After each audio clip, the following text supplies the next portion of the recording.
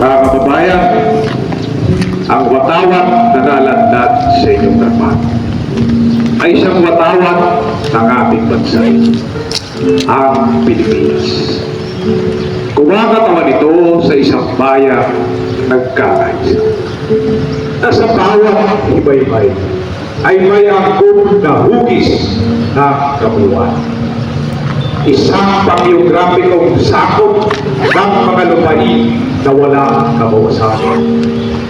Isang republika, demokratiko, malaya at nagsasari. Ito isang sagisan ng ating pambansang kalayaan na nagsasalarawan ng lahat ng kaakit at dinadakila sa buhay ng Pilipino. Hinubog ng matipunong kamay ng panahon. Binigyang buhay ang isang kapagmahal sa kalayaang mga mamamayan at inakay ng mapagpalang iba sa lunglugan ng bansa. Naging pamalagya palatanda ito ng ating mga pagmamahal at nabubuhay na sagisan ng ating mga karapatan na tayo ay sila. Sa kanyang pangalan, itinala ng kasaysayan ang pagkakatuklas at pagkakatatap ng isang bansa. Ang kaluluwa nito ay mabubuhay hanggang sa wakas. At ang kanyang matatayang na mga hika ay matatapos lamang kapag ang mga bansa at mga lahi ay magmahal.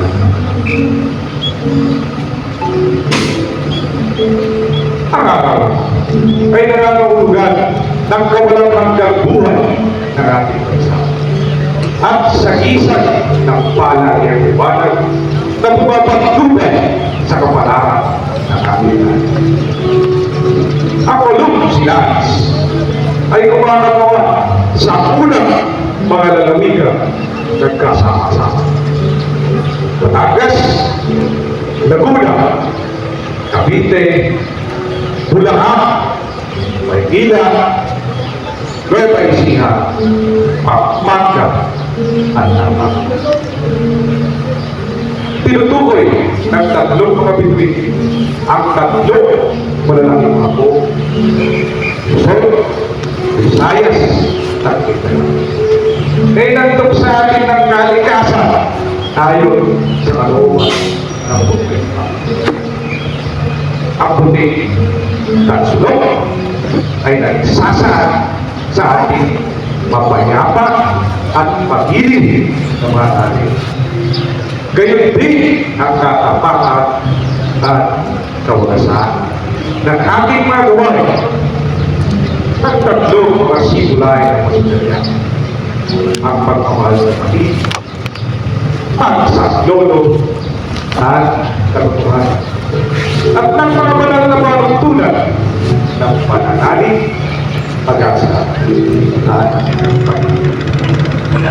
Ang bughaw na kalawakan ay nagpapakilala ng ating pag-ibig sa ilang bayan at ang patayong na panuntunan at pag-ibig.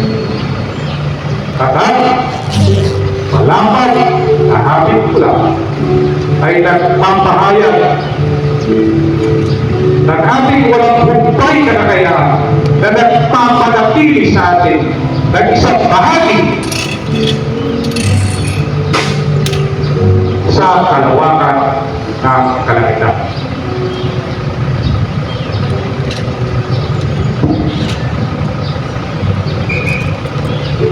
Sa kabuuan ng puting na sulok, ang araw at ang tatlong mga bituin na bumubuo sa ating watawat ay maliwanag na mga sagisan ng pagkakapatiran ng tao sa ilalim ng pagtubay at pag-iiman.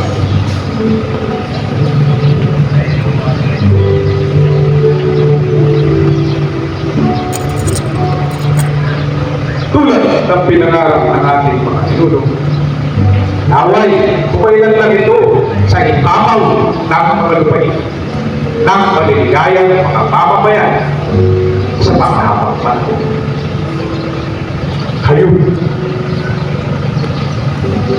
Hayop ang ating watawat, bumawa kayo.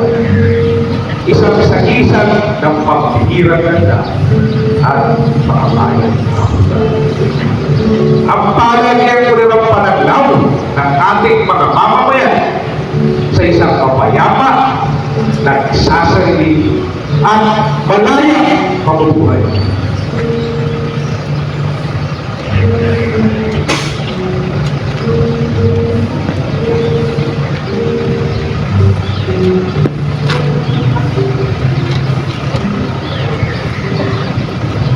Magpugay kayo dito sapagkat ito ang kabuang ganap ng kaligayahan at kagalakan ng ating mga ninuno sa panahon ng mga siglong nagdaan.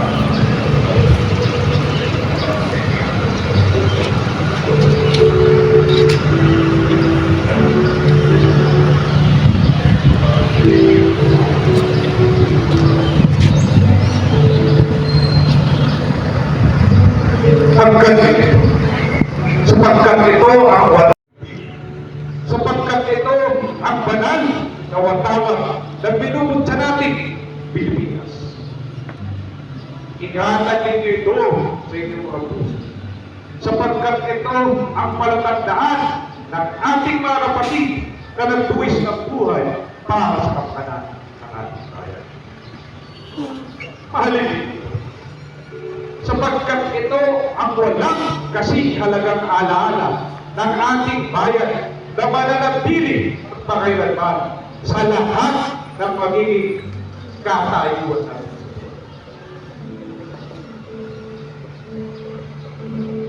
Igalang ninyo ito ng lubusan, sapagkat ito ang kabubuhay na katanguhan ng diwa ng lupa ating sila. Pintuhoy ito. Pintuhoy ito. Pintuhoy ito. Sapagkat ito ang banal na tigbabal na siyang pinagtakip sa tukuan at luray-luray na katawan ng ating mga kawan na nakabatay. Parang at ialay ko sapagkat ito ang bunga na mga pagpapakasakit ng ating mga bayaning na mamayaman at pagtiwala sa mga pangyarihan at sa mga taong katarungan upang ito'y mapamalagin sa inyong mga anak at inaanak ba ng inyong mga luwalhatiin at lalo higit na pagpalay ng ang mga namatay sa kapakanan ito. Sana'y din. Sana'y din. Sana'y din mga matay na walang kapuluhan. Maraming salamat po. Maligayang araw ng kalayaan. Mabuhay ang bayan ng Ilocos. Ang Ilocos North. Mabuhay ang Pilipinas. Mabuhay!